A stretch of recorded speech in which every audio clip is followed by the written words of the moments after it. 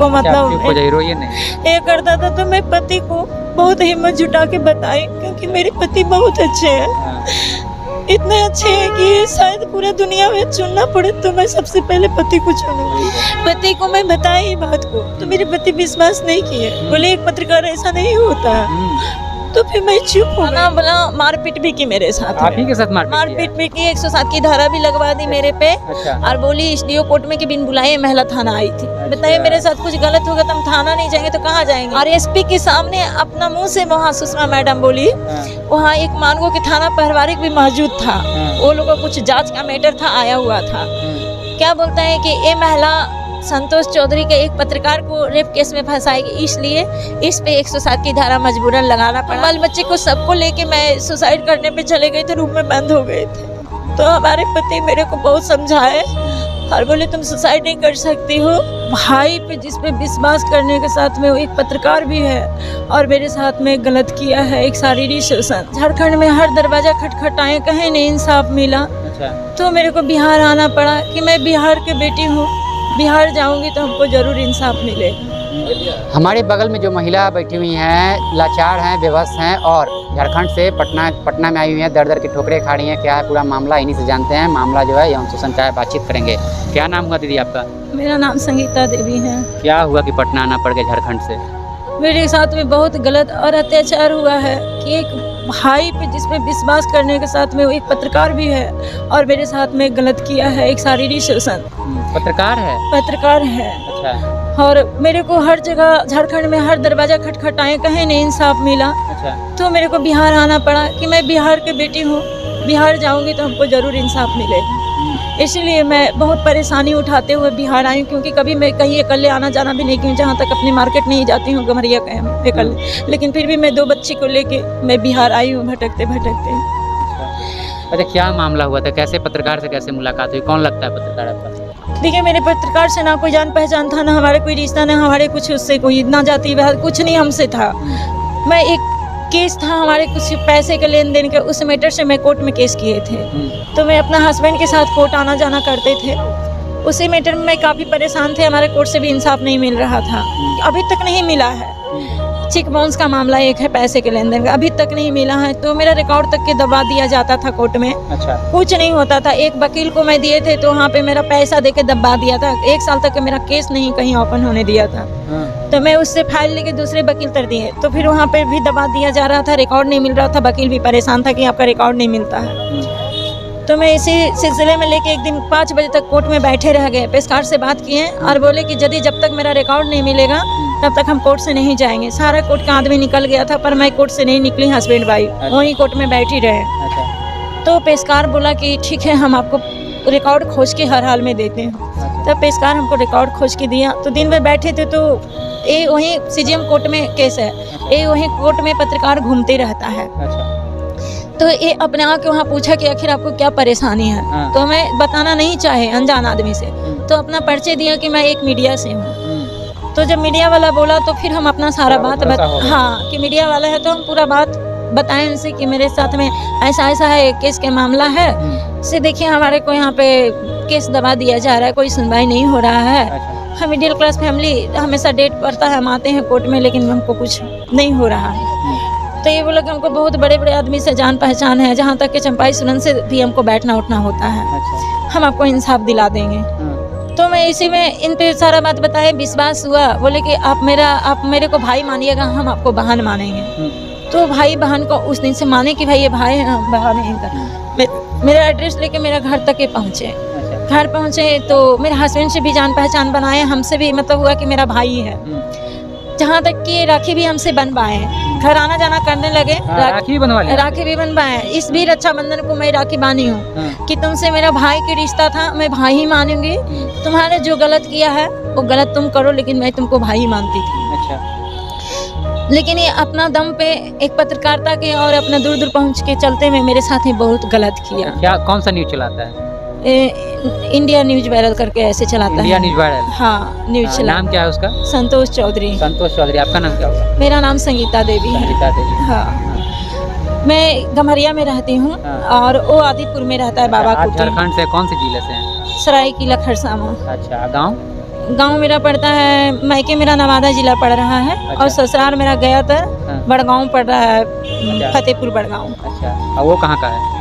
उसका गांव कहाँ पड़ता है नहीं बताएंगे, लेकिन वो भी झारखंड में आदितपुर बाबा कुटी में रहता है। अच्छा, आदितपुर बाबा कुटी में रहता है। हाँ, मैं उसका घर दूर नहीं देखी तो हूँ। उसके बाद फिर जान पहचान हुआ, फिर जान मुलाकात पहचान हुई हुआ, उससे? मेरे घर आया, मतलब मेरा हस्बैंड रहते थे तो भी आ जाता था एक भाई के नाते से, नहीं भी रहता था। देखिए, एक भाई को बहन के घर आने में कोई ये नहीं होता है, हाँ। तो भी आता था।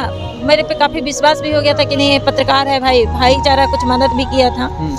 लेकिन फिर वो मदद की करते पे वो गलत फ़ायदा उठाया। एक दिन आया कि मतलब एक दिन आया मेरे घर, मेरे बच्चे लोग सब स्कूल में थे, मेरे हस्बैंड भी ड्यूटी में थे, कुछ मिठाई लेके आया। तो हमारे एक ही रूम में बेड लगा हुआ है, वो बेड में जाके बैठा। मैं चाय बना के पहले उसको बेड ले जाके दिए, मेरे बेड में बैठ के चाय पीने लगा और वो मिठाई दिया और बोला कि मिठाई है, माँ का प्रसादी है। अच्छा, दुर्गा माँ का प्रसादी है। दुर्गा माँ का प्रसाद। हाँ। मैं हालांकि 4 साल से मैं किसी घर में खाना पीना नहीं करती हूँ। जहाँ तक मैं, मेरी 2 कदम पे मायके है, मैं मायके में भी 1 गिलास पानी नहीं पीती हूँ। कुछ ऐसा पर्सनल मेरा मैटर है तो नहीं पीती हूँ। लेकिन वो जो प्रसादी के नाम बोला तो मैं प्रसादी के चलते खा ली। जब वो मिठाई खा लिए तो हमको चक्कर जैसा आया और मैं बेहोश होकर गिर गई बेड में। जब हम गिर गए बेड में तो 1 घंटा तक हमको कुछ पता नहीं चला कि मेरे साथ क्या हुआ नहीं हुआ, हमको कुछ नहीं पता। 1 घंटा के बाद मेरे को होश आया, तो जब आँख खोले तो देखे कि वो बेड में ही वैसे लेट के बैठ के न्यूज बना रहा है। तो न्यूज बना रहा है तो हम पूछे कि आप अभी तक घर से मेरा गए नहीं है? तो वो बोल रहा है कि तुम तो सो गई थी इसलिए हम नहीं गए, कि तुम जागेगी तब जाएंगे। हम बोले आप मेरे को जैसे शरीर में गलत जैसा बुझाया था। हम बोले कि आप मेरे साथ क्या किए हैं? अच्छा, जहाँ तक है कि वो चीज़ को अभी तक असर है कि मेरा ब्रेन में प्रॉब्लम चल रहा है। अच्छा, ये सामने के देखिए गर्दन वर्दन फूल सूजन होता है, इसका मेडिकल जांच हम अभी तक मेडिकल करवा रहे हैं। तो वो मतलब हम बोले तो क्या बोलते हैं कि जो तेरे साथ हुआ वो तुम भूल जाओ, हम क्या किए कि तुम क्या किए। हम बोले जो गलत होता है गलत ही होता है, हम इस पे आवाज़ उठाएंगे। बोला अगर आवाज़ उठाएगा तो तुम्हारे पति के साथ मर्डर करवा दिया जाएगा, तुम्हारे बाल बच्चे के साथ, तुम्हारे साथ भी बहुत बुरा करवाएंगे।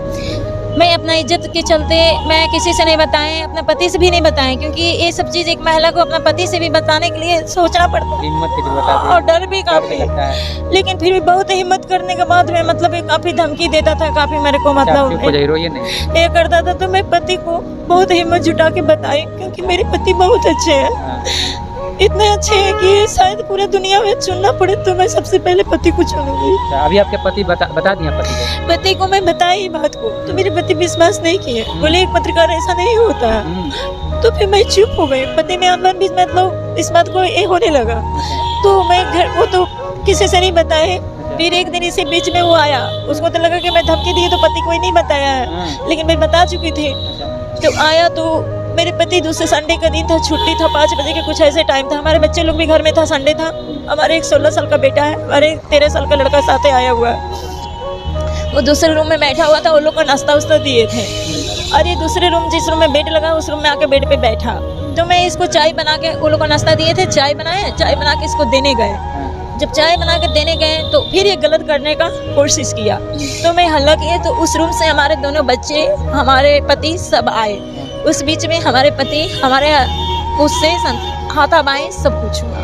लेकिन मैं बगल वाले को किसी को हल्ला नहीं किया अपना इज्जत बचाने के लिए। लेकिन आज मेरे को ऐसा आ गया कि मेरे को अपने आप से सबको बोलना पड़ रहा है, तो हम किसी को नहीं बताए। लेकिन फिर मैं थाना गए उसका कंप्लेन दर्ज करने, लेकिन कंप्लेन दर्ज नहीं लिया थाना में। थाना भी संलिप्त है? हाँ, और थाना बोला मारपीट भी की मेरे साथ। आप ही के साथ मारपीट भी की, 107 की धारा भी लगवा दी मेरे पे। अच्छा। और बोली एसडीओ कोर्ट में कि बिन बुलाए महिला थाना आई थी। बताइए मेरे साथ कुछ गलत होगा तो हम थाना नहीं जाएंगे तो कहाँ जाएंगे? हम तो बिन बुलाने पर थाना जाएंगे, गलत होगा तो पहले थाने हम जाएंगे।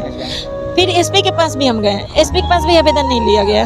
और एसपी के सामने अपना मुंह से वहाँ सुषमा मैडम बोली, वहाँ एक मानगो के थाना पारिवारिक भी मौजूद था, वो लोगों को कुछ जांच का मैटर था, आया हुआ था। क्या बोलता है कि ये महिला संतोष चौधरी के एक पत्रकार को रेप केस में फंसाएगी, इसलिए इस पे 107 की धारा मजबूरन लगाना पड़ा, और इस पे 10 केस लाद देंगे कि जिसमें ये जेल की चक्कर, जेल में ये रहेगी, जेल की सलाखों, इसको कहीं इंसाफ नहीं मिलेगा। और नहीं मिला। हमारे पति को भी जहाँ तक कहा जाता है, जो हमारे पति हमको साथ दिए, हम सुसाइड करने के लिए भी चले गए थे, तो हमारे पति बोले कि सुसाइड नहीं कर सकती है क्योंकि तेरे पे 17 साल मेरे शादी हुआ है, हम जानती हूँ कि तुम कैसी हो, तुम सुसाइड भी आपके साथ। हाँ, मेरे पति बोले तुम सुसाइड नहीं कर सकती हो, सुसाइड का कोई हल नहीं है। हम बाल बच्चे को सबको लेके मैं सुसाइड करने पे चले गए थे, रूम में बंद हो गए थे। तो हमारे पति मेरे को बहुत समझाए, और बोले तुम सुसाइड नहीं कर सकती हो, ये जितना भी कर ले हम लोग लड़ेंगे इस पे।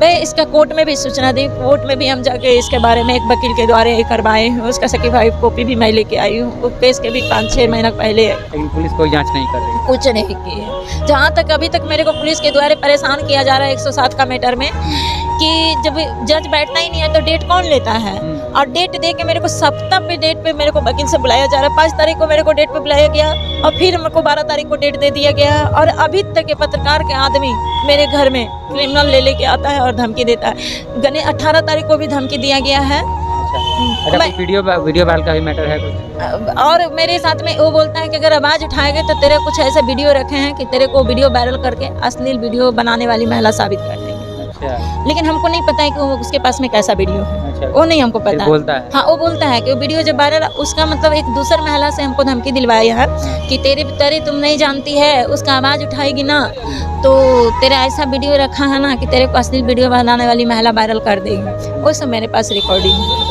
लगातार धमकी देता है? हाँ, लगता है। जहाँ तक परसों तक के मेरे को धमकी दिया गया है, वो भी मैं वीडियो लेके आई हूँ, मोबाइल भी मेरा है।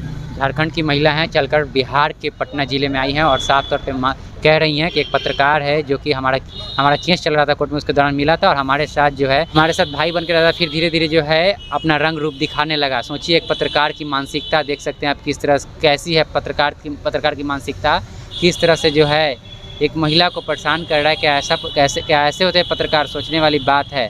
अपनी प्रतिक्रिया दीजिएगा। अगर आसपास में अगर आपका भी कोई अगर इस तरह का मामला है तो पहले जांच परख करके तब किसी व्यक्ति पे विश्वास कीजिएगा, चाहे वह पत्रकार हो, पुलिस हो या फिर कोई भी हो। आजकल किसी पे भी भरोसा करने लायक नहीं है। बहरहाल अपनी प्रतिक्रिया दीजिएगा। देखते रहिए द बिहार खबर।